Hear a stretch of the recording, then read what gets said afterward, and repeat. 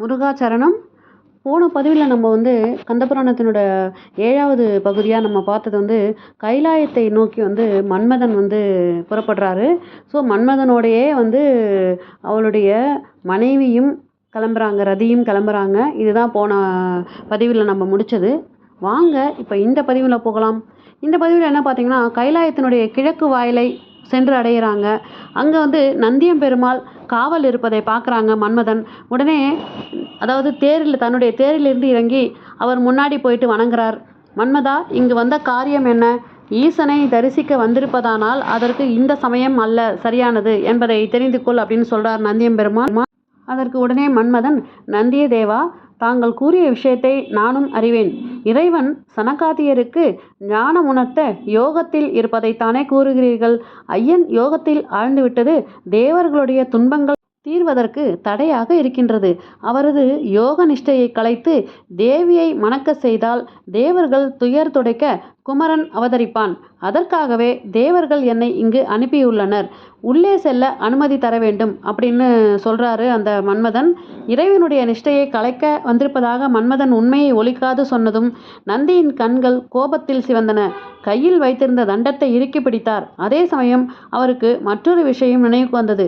மன்மதன் தவிர மற்ற எவரையும் உள்ளே அனுமதிக்க வேண்டாம் என ஈசன் கட்டளையிட்டுள்ளார். அந்த மாதிரி சொல்லியிருக்கும்போது மன்மதன் வரவை அவர் அறிந்தே தான் சொல்லியிருக்க வேண்டும். இமைப்பொழுதில் கோபத்தை மாற்றிக்கொண்டு நந்தியம் பெருமான் புன்முறுவல் செய்தார். மன்மதா, எவரையும் உள்ளே விட வேண்டாம் என உத்தரவிட்டிருக்கின்றார். ஆகையால் இந்த வாயில் வழியே செல்லாது மேற்கு புறத்து வாயில் வழியாக செல் அப்படின்னு சொல்றாரு நந்தியம் பெருமான் மன்மதன் கிட்ட. மன்மதன் தேரில் ஏறி புறப்பட்டான். அவன் செல்வதைக் கண்டு நந்தியின் உள்ளத்தில் வருத்தம் தலை தூக்கியது. ஈசனுடைய நிஷ்டையை கலைத்து மீண்டு வரப்போவது சந்தேகமே. தேவர்கள் ஒன்று கூடி மன்மதனை பலி கொடுத்து விட்டார்களே அப்படின்னு வருந்துறாரு. மேல்வாயில் வழியாக உள்ளே நுழைந்த மன்மதன் கல்லால மரத்தின் அடியில் சனகாதியர் முன்பு ஈசன் அமர்ந்திருக்கும் திருக்கோலத்தை கண்டான். அக்கணமே அவன் விதிர்விதிர்த்து யமனை கண்டவன் போல மூர்ச்சித்து விழுந்து விட்டான். ரதி அவனை தூக்கி எடுத்து சைத்திய உபச்சாரங்கள் செய்து மூர்ச்சை தெளிய செய்தாள். ஈசனை பார்க்கவே அவன் நடுநடுங்கினான். அதே சமயம் கைலாயத்துக்கு வெளியே அரஹர சம்போ என்ற சப்தம் கேட்டது. மன்மதனை அனுப்பிய பின்னும் இந்திரனுக்கு மனம் நிம்மதி பெறவில்லை. தாங்கள் பணித்த காரியத்தை அவன் சரிவர நிறைவேற்றுவானா என்பதை பார்க்க விரும்பினான். ஆகவே பிரம்மனை வற்புறுத்தி மற்ற தேவர்களை அழைத்து கொண்டு அங்கே வந்துவிட்டான்.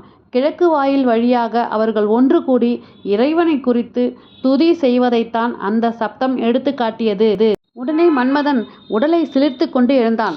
உரலுக்குள் தலையை கொடுத்துவிட்டு உலக்கைக்கு பயப்பட முடியுமா? வில்லையும் பானங்களையும் எடுத்துக்கொண்டு தேரை விட்டு இறங்கி இறைவன் இருக்கும் இடத்தை அடைந்தான். பானங்களை பூட்டி வில்லை வளைத்து இறைவன் திருமேனி நோக்கி பிரயோகம் செய்தான். உடல் ஒரு முறை குலுங்கியது. அவருடைய நிஷ்டை கலைந்தது. கண்கள் சிவக்க கோபத்துடன் பார்த்தார் ஈசன். அவருடைய நெற்றிக்கண் திறந்தது. அதிலிருந்து பாய்ந்த தீப்பொறி இமைப்பொழுதில் மன்மதனை எரித்து சாம்பலாக்கி. மன்மதன் எரிந்ததால் ஏற்பட்ட புகை கைலாயம் முழுவதிலும் சூழ்ந்தது. கைலாயத்தில் எழுந்த புகை படலத்தை கண்ட தேவர்கள் திடுக்கிட்டார்கள். நந்தி தேவரை பார்த்து, பெருமானே, அது என்ன புகை சூழ்கின்றதே என்று கேட்டாள். புகைப்படலத்தை பார்த்ததும் அவர்களுக்கு விஷயம் விளங்கிவிட்டது. கண்களில் நீர் திரையிட்டது. தேவர்களே, நான் என்ன சொல்வேன்? அபாயத்தை நன்கு உணர்ந்தும் மன்மதன் இறைவனை மோகம் கொள்ள செய்வதாக சென்றான் அல்லவா? அவன் கதை முடிந்து விட்டதையே புகைப்படலம் குறிக்கின்றது. இறைவனுடைய கோபத்துக்குள்ளாகி நெற்றிக்கண்ணால் மன்மதன் எரிக்கப்பட்டு விட்டான் அப்படின்னு சொல்றாரு நந்தியம் பெருமான் வருத்தத்தோட. வருத்தத்தை உண்டாக்கக்கூடிய செய்தியே என்றாலும் மற்றொரு விதத்தில் அது மகிழ்ச்சியை அளித்தது. மன்மதன் இறைவனுடைய கோபத்துக்குள்ளாகிவிட்டான் என்றால் அவருடைய யோகத்தை அவன் கலைத்திருக்க வேண்டும். தேவியை திருமணம் புரிய ஈசன் விரைவிலேயே புறப்பட்டு விடுவாரென்றோ? அவர் வரவை அவர்கள் ஆவலோடு எதிர்பார்த்து காத்துக்கொண்டு அங்கே நின்றார்கள். பளிச்சென்று மின் வெட்டுவது போல் இறைவன் நெற்றியிலிருந்து ஓர் ஒளி புறப்பட்டதையும் அடுத்த கணம் மன்மதன் இருந்த இடத்தில் அவனை காணாது சாம்பலாகி கிடப்பதையும் கண்டு ரதி திடுக்கிட்டாள். மன்மதன் எங்கே? ஈசனுடைய கோபத்தில் சாம்பலாகிவிட்டானா? பிரபோ, கண்ணாலா எங்கு சென்று விட்டாய் என்று அண்டம் அதிர ஓலமிட்டாள் ரதி. அவளுடைய கண்கள் இரண்டும் நீரை ஆறாக பெருக்கின. அவள் எந்த காரியத்துக்காக பயந்து கொண்டிருந்தாளோ அது நடந்துவிட்டது. தேவர்கள் ஒன்று கூடி சதி செய்து அவள் புருஷனை பலி கொடுத்து விட்டனர். நல்ல காரியம் ஒன்றுக்காக புறப்படுவதாக சொல்லிவிட்டு வந்தது இங்கே இறைவன் திருவடிகளில் உயிரை விடத்தானா? இதுதானா நல்ல காரியம்? அவனை அனுப்பி வைத்த தேவர்கள் எங்கே போய்விட்டார்கள்? அனல் பட்ட மலரைப் போல துக்கத்தால் வாடி போய்விட்டாள் ரதி. கண் எதிரிலேயே கணவன் சாம்பலாகி போனதை அவளால் தாங்க முடியவில்லை. கரும்பு வில்லும் புஷ்பபானமும் கொண்டு சதுர்த்தச புவனங்களிலும் வெற்றி வாகை சூடி வந்த கண்ணாளா, என்னை தனியே தவிக்க விட்டுவிட்டு எங்கே போய்விட்டாய்? என்னை ஒரு நாளும் விட்டு பிரிவதில்லை என்று அக்னி சாட்சியாக வாக்கு தந்ததை மறந்து எங்கே சென்று விட்டாய்? இது உனக்கு அழகாகுமோ? தேவர்கள் படும் துன்பங்களுக்கு ஒரு முடிவு காணப் போவதாக சொல்லி வந்தாயே, அவர்கள் துயரை நீக்க என்னை பெரும் துயரில் ஆழ்த்திவிட்டு போய்விட்டாயே. ஐயனே, இனி நான் என்ன செய்வேன்? எந்த தேவர்களுக்கு உதவ வேண்டுமென்று இங்கே வந்து உயிரை இழந்தாயோ அவர்களுடைய பெண்களின் முன்பு எவ்விதம் நான் நடமாடுவேன்? என்னை கண்டதும் அவர்கள் முகம் சுளிக்குமாறு செய்துவிட்டு போய்விட்டாயே. தங்களுக்கு உதவ வேண்டும் என்று உன்னை அழைத்த தேவர்கள் பெரும் கஷ்டத்தில் சிக்கிக்கொண்ட உன்னை காப்பாற்ற முன்வராது இருந்து விட்டார்களே என்று கத்தினாள். மாலை மாலையாக கண்ணீர் விட்டு கதறினாள். மன்மதனை சம்ஹாரம் செய்த பின்னர் ஈசன் வெளிப்படுவார் என்று எதிர்பார்த்த தேவர்கள் அவர் வராததைக் கண்டு ஏமாற்றம் அடைந்தனர். ஈசன் மீண்டும் யோகத்தில் ஆழ்ந்துவிட்டார் என்பதை பிரம்மன் கூறியதும் அவர்கள் மனம் கலங்கி கண்ணீர் சொரிந்தனர். மன்மதனை பலி கொடுத்தும் எதிர்பார்த்த காரியம் நிறைவேறாததை அவர்கள் இனி தங்களுக்கு இங்கு விமோச்சனம் இல்லையோ என கலங்கினர். கைலாயத்தின் நுழைவாயிலை நெருங்கி அவர்கள் ஈசனை குறித்து துதி செய்யலாயினர். பக்தரக்ஷகா, தங்களையே ரக்ஷகர் என்று சரணடைந்த பின்னரும் எங்கள் பால் கருணை காட்டாது இருப்பது சரியோ? தயாநிதியே, நாங்கள் படும் துயரை கண்டு தாங்கள் மனம் இறங்கி வரவில்லையா? தேவியை பிரிந்து நீங்கள் யோகத்தில் ஆழ்ந்திருக்கும் ஒவ்வொரு கணமும் எங்களுக்கு எத்தனையோ யுகங்களாக படுகின்றன. ஐயனே, இனியும் எங்களிடமும் பாராமுகமாய் இருப்பது தங்கள் பெரும் கருணைக்கு அழகல்ல அப்படின்னு நெஞ்ச முருக பிரார்த்திக்கிறாங்க எல்லோரும். இவ்வாறு தேவர்கள் நுழைவாயிலில் தவித்து பிரார்த்தனை செய்கையில் ஈசன் நந்தியை நினைத்தார். நந்தி தேவரும் ஈசன் முன்பு வந்து வணங்கினார். என்னை காண வேண்டுமென பிரம்மாதி தேவர்கள் வெளியே காத்திருக்கின்றார்கள், அவர்களை நான் அழைப்பதாக தெரிவி என்று சொல்றார் அந்த நந்தி தேவர்கிட்ட இறைவன். நந்தி தேவர் விரைந்து சென்று ஸ்ரீமன் முதலானோரை அழைத்து வந்தார்.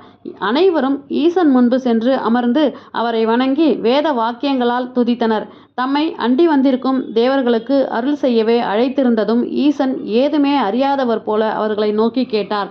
நீங்கள் இங்கே வந்திருக்கும் காரணம் என்ன சொல்லுங்கள் அப்படின்னு கேட்குறாரு. இந்திரன் முதலானோர் கண்களில் நீர் மல்க அவரை மறுபடியும் நமஸ்கரித்து, ஐயனே, தங்களுக்கு தெரியாதது ஒன்றுமில்லை.